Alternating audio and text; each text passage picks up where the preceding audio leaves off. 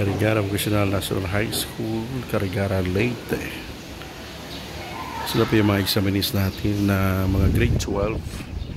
Sila po ay 8 out of 30 students.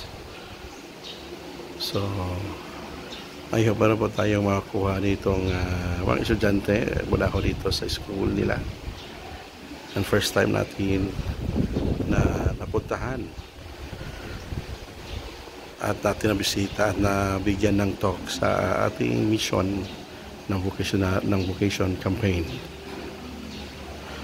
At sinamahan tayo ni PO2 Vincent Alberca sa ating mission dito sa Carigara, Leyte.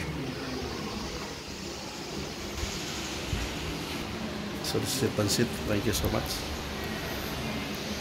So oras natin 2:46 in the afternoon. Okay. So nabigyan natin at saka thank you sa kanilang president or principal ng Carigara Vocational High School, Carigara Leyte.